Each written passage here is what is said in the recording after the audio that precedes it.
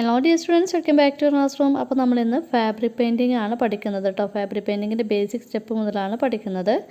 അപ്പോൾ ഇന്നത്തെ വീഡിയോ നിങ്ങൾക്ക് ഇഷ്ടപ്പെടുകയാണ് എന്നുണ്ടെങ്കിൽ ലൈക്ക് ചെയ്യാനും ഷെയർ ചെയ്യാനും കമൻറ്റ് ചെയ്യാനും മറക്കരുത് കേട്ടോ. സബ്സ്ക്രൈബ് ചെയ്യാതെ ആരെങ്കിലും കാണുന്നുണ്ട് എന്നുണ്ടെങ്കിൽ സബ്സ്ക്രൈബ് ചെയ്യാം. അതിൻ്റെ അടുത്തൊരു കുഞ്ഞ് ബെല്ലൈക്കൺ ഉണ്ട്, അതുകൂടി ഓൾ എന്ന് എനാബിൾ ചെയ്ത് വെച്ചാൽ ഞാനിടുന്ന വീഡിയോസിൻ്റെ നോട്ടിഫിക്കേഷൻ നിങ്ങൾക്ക് അപ്പോൾ തന്നെ ലഭിക്കുന്നതായിരിക്കും കേട്ടോ. അപ്പോൾ നമുക്ക് വീഡിയോയിലോട്ട് പോവാം. നമുക്ക് ഫാബ്രിക് പെയിൻറ്റിങ് ചെയ്യാനായിട്ട് ഇതുപോലെ ഒരു ക്ലോത്താണ് വേണ്ടത്. അതായത് ഇത് ഒരു കോട്ടൺ ക്ലോത്താണ്, അല്ലെങ്കിൽ പോപ്ലിൻ എന്ന തുണി വാങ്ങിയാലും മതി കേട്ടോ. പിന്നെ നമുക്ക് വേണ്ടത് അതുപോലെ ഒരു ഫ്രെയിം. ഇത് എത്ര ഇഞ്ചിൻ്റെ ആണെന്നുള്ളത് ഞാൻ മറന്നുപോയി. അപ്പോൾ അതുപോലെ ഒരു ഫ്രെയിമാണ് വേണ്ടത്. നമ്മളിപ്പോൾ ചെയ്യുന്ന സ്ട്രോക്കാണ് കേട്ടോ, ബ്രഷ് സ്ട്രോക്കുകളാണ്. അപ്പോൾ അതിന് വേണ്ടിയിട്ട് ഇതുപോലത്തെ ഒരു ബ്രഷാണ് ഞാൻ എടുത്തിട്ടുള്ളത്. ഫ്ലാറ്റ്, റൗണ്ട് ബ്രഷ് അല്ല, ഫ്ലാറ്റ് ബ്രഷ് കേട്ടോ. പിന്നെ ഇതുപോലത്തെ ഒരു പോയിൻ്റ് ബ്രഷ്, ഇത് 0.0 ആണ് കേട്ടോ. പോയിൻ്റ് ബ്രഷ് എടുക്കുക. ഈ 2 ബ്രഷുകൾ മതി നമുക്ക് ഇന്നത്തെ ഈ ഒരു വർക്ക് ചെയ്യാൻ വേണ്ടിയിട്ട് കേട്ടോ. പിന്നെ വേണ്ടത് വെള്ളമാണ്. ബ്രഷ് ഇടയ്ക്ക് തുടക്കാൻ വേണ്ടിയിട്ട് ഒന്നുകിൽ വേസ്റ്റ് ക്ലോത്ത് എടുക്കുക, അല്ലെങ്കിൽ വേസ്റ്റ് പേപ്പർ എടുക്കുക കേട്ടോ. പിന്നെ നമുക്ക് വേണ്ടത് ഫാബ്രിക് കളേഴ്സാണ്. ഇതിന് അക്രിലിക് കളേഴ്സ് ഒന്നും എഴുതിയിട്ടുണ്ടാവും, പക്ഷെ അത് ഫാബ്രിക് കളേഴ്സാണ് കേട്ടോ. അപ്പോൾ ഇതിൽ 6 കളേഴ്സാണുള്ളത്. ഇപ്പോൾ നമ്മൾ ഈ ഒരു പെയിൻറ്റിങ് ചെയ്യാൻ വേണ്ടിയിട്ട് ഗ്രീനും അതേപോലെ തന്നെ റെഡും മാത്രമാണ് യൂസ് ചെയ്യുന്നത് കേട്ടോ. അപ്പോൾ ഇന്ന് ചെയ്യണ വർക്കുണ്ടല്ലോ, ഇത് നമുക്ക് ഷർട്ടിൽ അതേപോലെ ചുരിദാറിൽ, നിങ്ങൾ ഏത് ഡ്രസ്സിലും ചെയ്യാൻ പറ്റും. ഫാബ്രിക് കളേഴ്സ് എന്ന് പറഞ്ഞാൽ തന്നെ തുണിയിൽ ചെയ്യുന്ന പെയിൻറ്റിങ് ആണ് കേട്ടോ. അപ്പോൾ വെള്ളപ്പടി യൂസ് ചെയ്തിട്ടുള്ളത് നിങ്ങൾക്ക് കളറ് ലൂസാക്കാൻ വേണ്ടിയിട്ടല്ല, ബ്രഷ് കഴുകാൻ വേണ്ടിയിട്ടാണ്.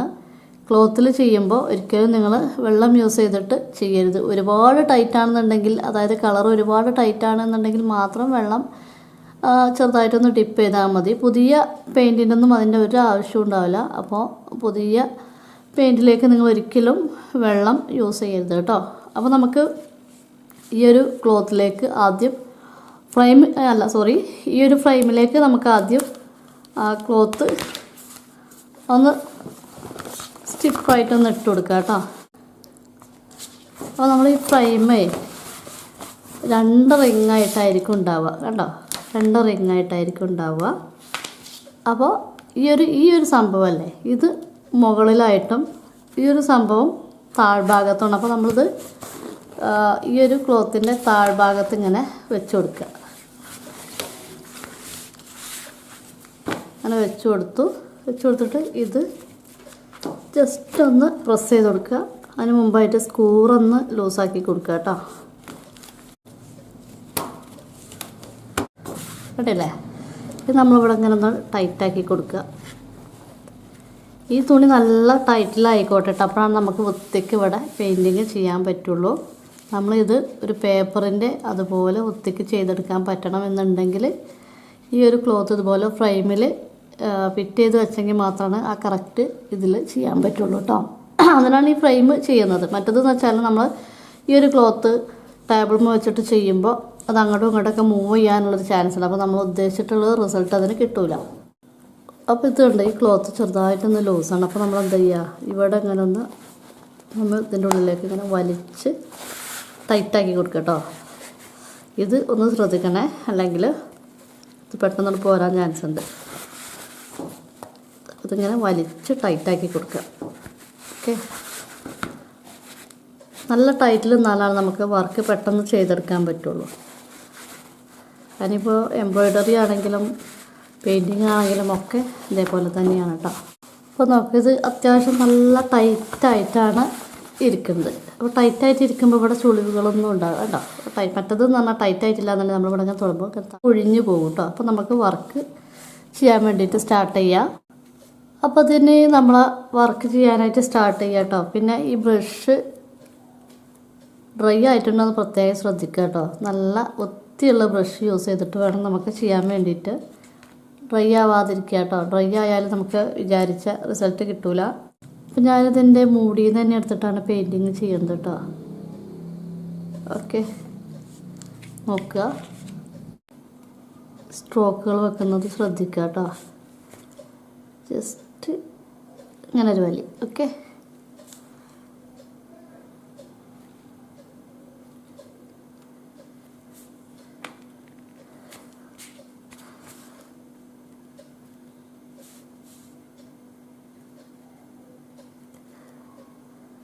ഞാൻ തന്നെ കുറേ കാലത്തിന് ശേഷമാണ് ഈ ഒരു സ്ട്രോക്കുകൾ ചെയ്യുന്നത്. അതിൻ്റെ ഒരു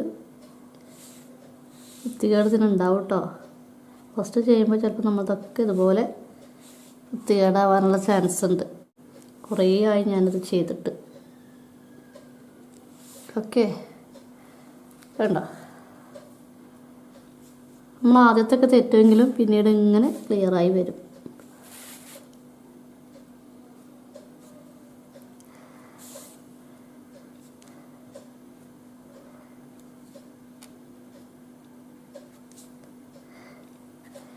ഇത് ബ്ലാക്ക് ക്ലോത്തിൽ ചെയ്താൽ നല്ല ഭംഗിയാണ് കേട്ടോ. ഇപ്പം എൻ്റെ കയ്യിലേ ബ്ലാക്ക് ഇല്ലാത്തതുകൊണ്ട് ഞാൻ വൈറ്റിൽ ഇങ്ങനെ കാണിച്ചു തരുന്നു മാത്രമേ ഉള്ളൂ.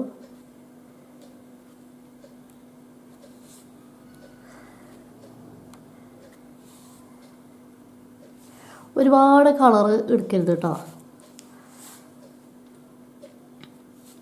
അതായത് പകുതി ഡിപ്പ് ചെയ്താൽ മതി കളറ്.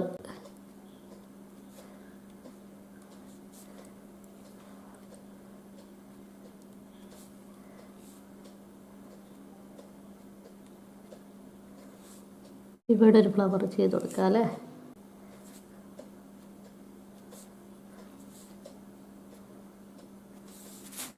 നിങ്ങൾക്ക് ഇഷ്ടമുള്ള കളർ വെച്ചിട്ട് ചെയ്യാം കേട്ടോ. ഞാനതേ റെഡ് എടുത്തതെന്ന് മാത്രമേ ഉള്ളൂ.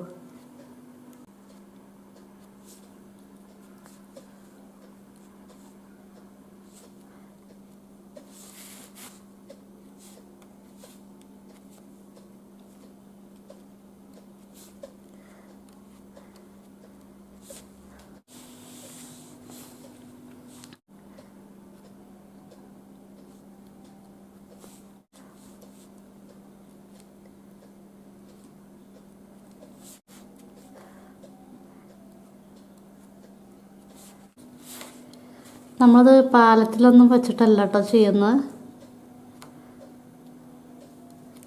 ഈ പെയിൻറ്റിൻ്റെ മൂടിയിൽ നിന്ന് നേരിട്ടാണ് ചെയ്യുന്നത്. നിങ്ങൾക്ക് ഇഷ്ടമുള്ളവരൊക്കെ ചെയ്യാം കേട്ടോ. ഞാനിപ്പോൾ അതിനെ ചെയ്യുന്നത്. സാധാരണ സ്ട്രോക്കുകൾ പാലറ്റിൽ ഒറ്റ ടോൺ വെച്ചിട്ടാണ് ചെയ്യുന്നതെന്നുണ്ടെങ്കിൽ പാലറ്റിലൊന്നും അപ്ലൈ ചെയ്യാറില്ല. ഓക്കെ ഓക്കെ, ഇപ്പോൾ ഇത് ഒരു ഡിസൈനായിട്ട് തോന്നുന്നുണ്ടാവില്ല. നമുക്ക് കുറച്ച് ലീഫും കാര്യങ്ങളൊക്കെ ചെയ്ത് കൊടുക്കാം കേട്ടോ. ഞാനേ നേരത്തെ യെല്ലോ കാണിക്കാൻ വിട്ടുപോയില്ലേ. ഇതിൻ്റെ സെൻറ്ററിലായിട്ട് നമുക്ക് കുറച്ച് യെല്ലോ അപ്ലൈ ചെയ്യാനുണ്ട് കേട്ടോ. അത് ലാസ്റ്റൊക്കെ ചെയ്യാം. നമുക്കിപ്പോൾ ഗ്രീന് എടുക്കാം. ഞാൻ ഈ ടോപ്പിലുള്ള പെയിൻറ്റ് മാത്രമാണ് എടുക്കുന്നത്. ഈ മൂടിയിലുള്ള പെയിൻറ്റ് മാത്രമാണ് എടുക്കുന്നത് കേട്ടോ.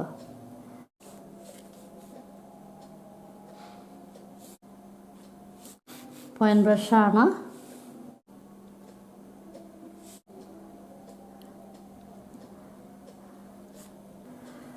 എൻ്റെ ബ്രഷിന് ചെറിയൊരു കംപ്ലൈൻറ്റ് ഉണ്ട് കേട്ടോ. അതിപ്പോൾ ചെയ്ത് നോക്കിയപ്പോഴാണ് മനസ്സിലായത്. ചെറുതായിട്ടൊക്കെ ബ്രഷിൻ്റെ നാരുകളൊക്കെ അവിടെ ഇവിടെയൊക്കെ ആയിട്ട് വൃത്തികേടായിട്ടുണ്ട്. നമ്മൾ ബ്രഷ് നല്ല എടുക്കുക. ഞാൻ പഴയൊരു ബ്രഷ് എടുത്തായിരുന്നു. കണ്ടപ്പോൾ അത്ര കംപ്ലൈൻറ്റ് തോന്നിയില്ല എനിക്ക്. അപ്പോൾ അതുകൊണ്ടാണ് ഞാൻ എടുത്തിട്ടുണ്ടായിരുന്നത്. നല്ല ബ്രഷ് എടുക്കുക കേട്ടോ. ഇനിയിപ്പോൾ ഏതായാലും ഇത് വെച്ചിട്ട് കംപ്ലീറ്റ് ചെയ്യാം അല്ലേ.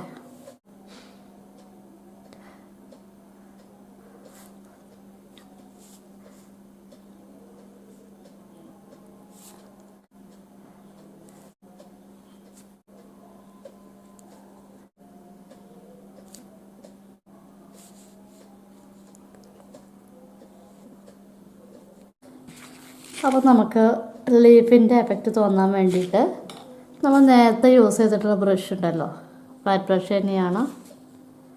ആ ഫ്ലാറ്റ് ബ്രഷ് നന്നായിട്ട് വെള്ളത്തിലൊന്ന് കഴുകുക. ആ ബ്രഷ് തന്നെയാണ് ഞാൻ യൂസ് ചെയ്യുന്നത് കേട്ടോ. കഴുകിയിട്ട് ഒരു വേസ്റ്റ് ക്ലോത്തിൽ നന്നായിട്ട് തുടച്ചെടുക്കുക. കാരണം എന്താണെന്ന് വെച്ചാൽ അതിലൊരുപാട് പെയിൻറ്റുകളുണ്ടാവും. ആ പെയിൻ്റൊക്കെ കളഞ്ഞിട്ട് എന്ത് ചെയ്യുക, വെള്ളം നന്നായിട്ട് ഡ്രൈ ആക്കുക. അപ്പം ഞാനിവിടെ പേപ്പറാണ് യൂസ് ചെയ്യുന്നത് കേട്ടോ. എന്തായാലും വെള്ളം ഡ്രൈ ആക്കാൻ പറ്റുക, അതായത് വലിച്ചെടുക്കാൻ പറ്റിയിട്ടുള്ള ഒരു സംഭവം എടുത്തിട്ട് ക്ലീൻ ചെയ്യത് കേട്ടോ. ഒരുപാട് പെയിൻറ്റ് ഡിപ്പ് ചെയ്തെടുക്കണ്ട കേട്ടോ.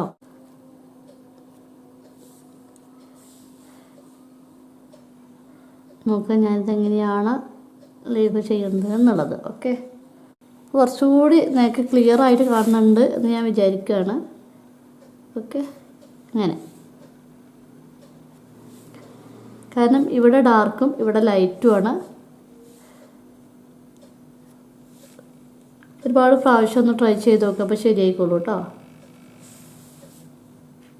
ഫ്ലാറ്റ് ബ്രഷാണ്, റൗണ്ട് ബ്രഷ് അല്ല, ശ്രദ്ധിക്കുക കേട്ടോ.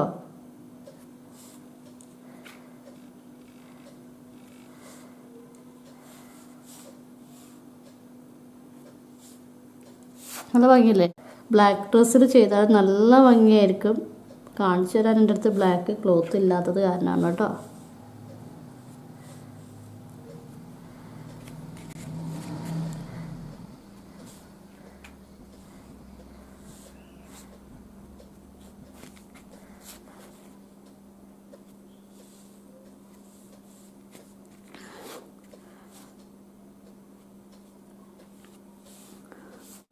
നമ്മൾ നല്ല ഭംഗിയുണ്ട് കേട്ടോ.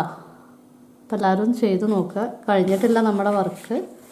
അപ്പോൾ ഈ സ്ട്രോക്ക് ശരിയായി വരണമെന്നുണ്ടെങ്കിൽ ഒരുപാട് പ്രാക്ടീസ് വേണം കേട്ടോ. നിങ്ങൾ ഫാബ്രിക് കളർ യൂസ് ചെയ്യുമ്പോഴാണെങ്കിലും വാട്ടർ കളർ യൂസ് ചെയ്യുകയാണെങ്കിലും ചില ആൾക്കാരുണ്ട് ബ്രഷ് ഇങ്ങനെ ഇടണേ.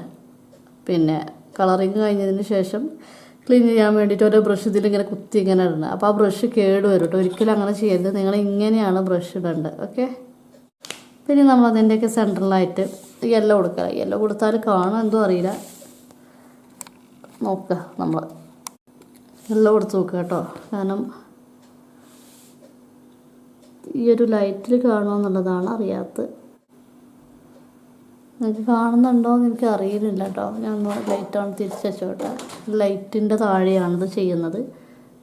നല്ല ഭംഗിയുണ്ട്, പക്ഷേ ക്യാമറയിൽ കാണുന്നുണ്ടോ എന്നുള്ളത് മാത്രമേ ഡൗട്ടുള്ളൂ. നമ്മളൊന്ന് ചെയ്ത് നോക്കട്ടെ. നല്ല ഭംഗിയുള്ള സംഭവമാണ്.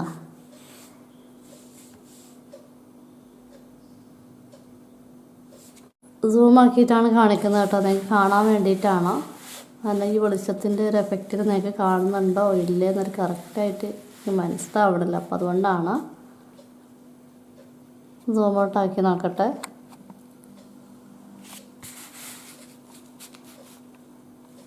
ഓക്കെ, അപ്പോൾ കാണുന്നുണ്ട് വിചാരിക്കുന്നു. അപ്പോൾ നിങ്ങളെല്ലാവരും ഈ ഒരു ഡിസൈൻ ഒന്നുകിൽ നിങ്ങളുടെ കർച്ചീഫിലോ അല്ലെങ്കിൽ ഏതെങ്കിലും ഡ്രസ്സിലോ എവിടെയെങ്കിലുമൊക്കെ ഒന്ന് ചെയ്തിട്ട് ഗ്രൂപ്പിൽ സെൻഡ് ചെയ്യുക കേട്ടോ. നല്ല ഭംഗിയുണ്ടാവും.